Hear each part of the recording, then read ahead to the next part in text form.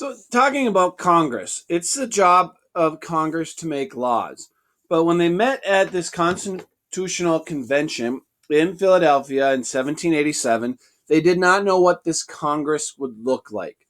During the war, they had just one group of men that made decisions, delegates at Congress. Each colony could have 3 delegates to vote on things.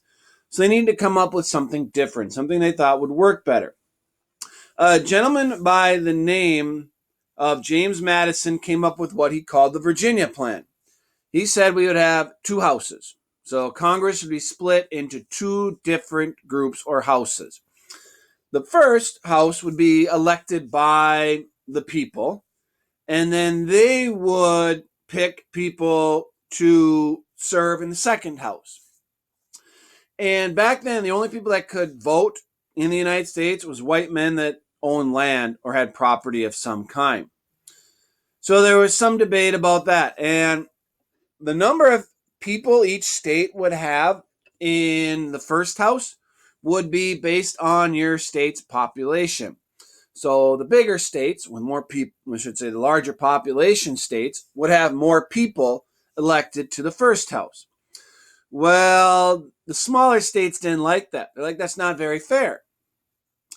So a gentleman by the name of William Patterson came up with something he called the New Jersey Plan, where he said, okay, each state gets 1 vote. No matter how many people that live in your state, each state gets 1.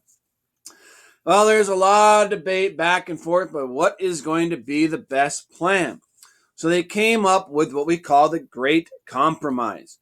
When you compromise on something, it means you come to an agreement on something. You might not get everything you want, but you're willing to compromise. So a little give and take, as they say.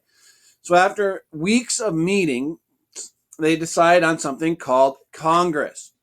They decided Congress would have 2 parts.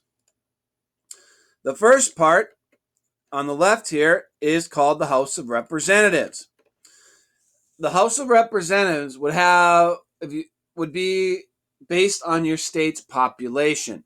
Somebody that serves in the House of Representatives is called a representative. And bigger states were like, okay, that's fair.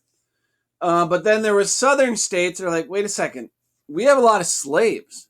Can we count them as part of our population? Well, a lot of the northern states did not like that. So they came up with another compromise. They came up with something called the 3/5 compromise.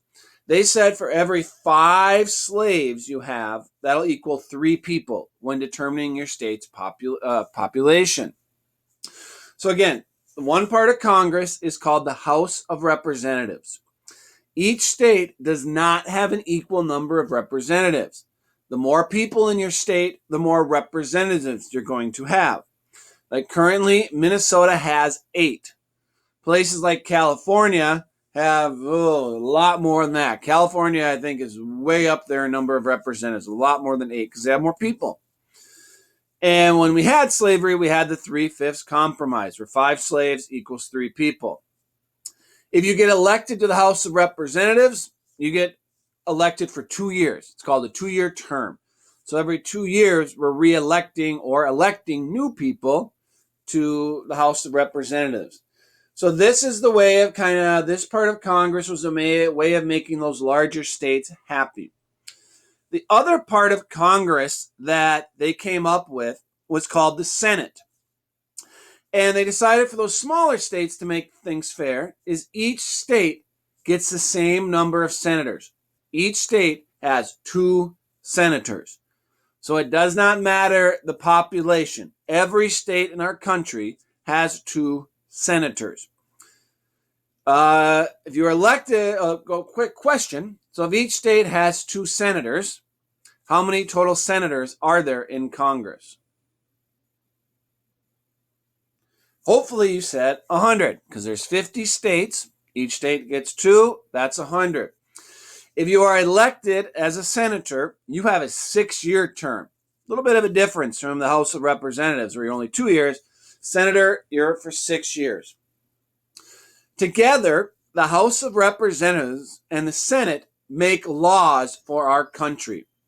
So in order for something to become a law, it has to be approved by both the House of Representatives and the Senate.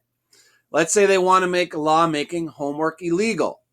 The people in the House of Representatives, right now there's 435 of them in the House of Representatives, they vote. If enough people vote in favor of making homework illegal, then it goes on to the Senate, where they talk about it, then they have a vote. If enough people vote in favor of it to become a law to make homework illegal, then it has to go on to the president, where the president can either approve it or veto it. If he doesn't like it, he can veto it. But say the law passes in the House of Representatives, but it fails in the Senate, not enough people vote for it, then it doesn't become a law. So in order for something to become a law, it has to pass in both houses, the House of Representatives and the Senate. So this compromise, the thing that we call Congress, was what our country is today. So this came from a lot of debate, a lot of talk in 1787, and they agreed on this. And eventually it would be approved as our way of making laws in this country. So again, Congress has two parts, House of Representatives and the Senate. House of Representatives is based, how many representatives you get is based on your state's population. The more people that live in your state, the more representatives you have. That is why every 10 years we do something called the census, where people have to submit to the government where they live, how many people live there, so they can keep track of the state's population. Because every 10 years, your state could have more representatives or it could have less representatives, depending on what happens. And the Senate, it's always two. Every state always gets two. So that's Congress in a real small little nutshell. That's trying my best to explain Congress in a short way. The next video, I'm going to explain to you how the president is voted and voted in to be a president. It is different than the House of Representatives and the Senate. To get elected to the House of Representatives, if your two people are running for it, whoever gets the most votes wins, plain and simple. Same thing with the Senate. Two people are running to be a senator, then whoever gets the most votes wins. It's what we call the popular vote.